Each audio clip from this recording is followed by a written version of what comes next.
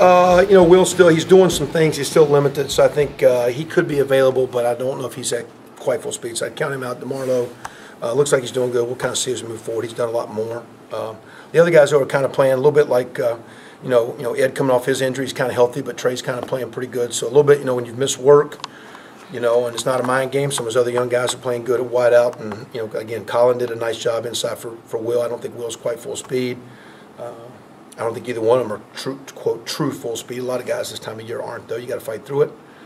So I wouldn't say it's game time decisions. At the same time, I don't know the way we're playing. How much, right now with Will being limited, and same deal with DeMarlo. That maybe how much they get. You'll probably keep seeing a lot of some of those young cats outside. What about Jeff Thomas and Schulberg? Same deal. He's kind of pretty limited, and we're kind of in the mix there, working some of the other cats inside. So. And again, whether it's a game time decision or not, I think you're kind of looking at, again, production, productivity, and what's going on. So we might, again, he has been out there practicing, but we try to protect him, what's going on, but we've given a lot of work to the other guys to anticipate being ready for those guys. How much of a help is Mike Replogle and Griffin Dahlstrom? Correct. Chase Hubler, with Leon back in the mix. And the only thing this week, as much spread as Northwestern does, it does give you the opportunity to play a little bit more of your nickel and sometimes even dime. We've had weeks past where it was, when Jeff was inside, it was actually Murphy and Donnell playing outside linebacker, kind of with 6 DBs. So Northwestern plays a style with so much no back, empty, one back. That super back tight end's kind of a flexed out, move around guy that you can play a fair amount with, whether it be 4 going to 5 or going to 6 DB. So that kind of maybe helps a little bit. Or if you're playing a little bit more of that Wisconsin 2 tight end I formation, those big guys said you're going to play bigger bodies, and Jeff still would be much more impactful than it is. But he's a good player. Like that, but again, I think I think Coach Eckler's getting the point of, you got an experienced guy, but is he going to be, is he being productive out there with what he can do, and these young guys. The more again, Chase Hubler's played, he's came on.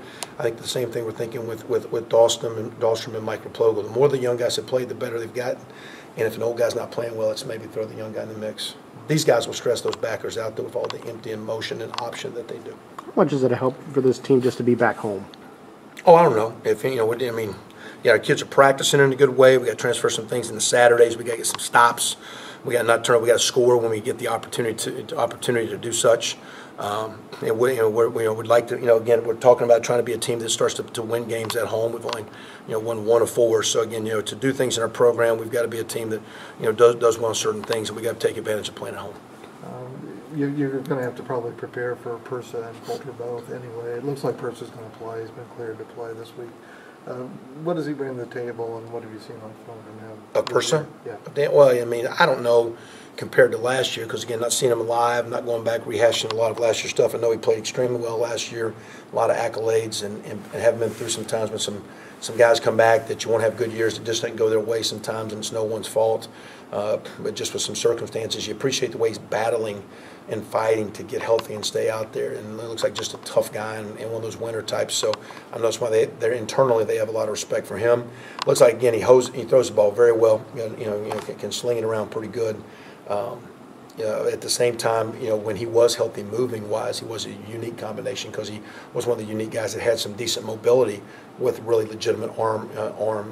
Coulter Kid, I think the other guy, better at least, and maybe better athlete because he's healthy. Right. Or more healthy, but definitely a real threat in the running game.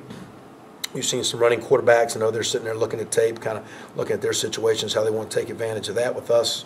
But he also does all the throws. I don't think the game changes a whole lot. They might emphasize a play or two a smidge more, but it's not a significant game plan. It's a different animal.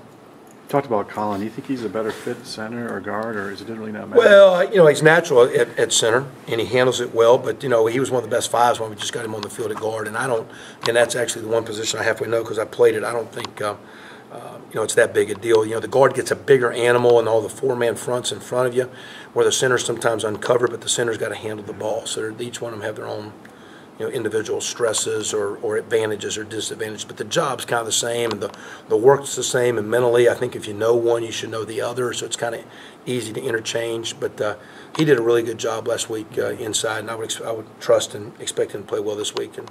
And that's no disrespect to Will Maddie. He's been started a boatload of games, but we're very fortunate that we're, I think, Collins and a very admirable quality backup to come in there and do well, I think. After last week, I mean, what kind of week has Trey had? Has he kind of responded the way you'd like to see?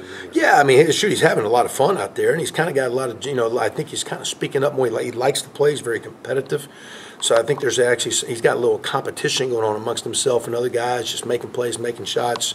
And I think it's kind of sparking some guys. And I kind of like the way he had, again, Dusty's still limited, and not able to go, although he's kind of out of his walking boot and he's gaining on it, but he's not practicing yet. But I think, I sense Ed kind of rising to a challenge and competing a little bit. So, I think he's been, around quite a bit in his free time trying to watch tape. I see a bunch of our young guys defensively, those young DBs are getting up watching tape, which they need to with the opponent they're seeing to understand their spacing and routes and what to expect. It's one thing to be fast, but you got to mentally be fast so you can process and line up and play quick. So, again, I think a lot of those young guys are doing well, and I think, Trey's had a solid week of practice. So. Do you tweak the playbook a little bit, given how elusive Trey can be? And then I don't know. We've always tried to have, to some degree, especially since we've been here with Ed and with Dusty, we thought we could, do some of the zone read or a little bit more quarterback design stuff. At the same time, we're not going to just, he's not a big guy like a Tebow and a Cam Newton that you just start slamming the quarterback in there and all that. So, but we'll try to do each week.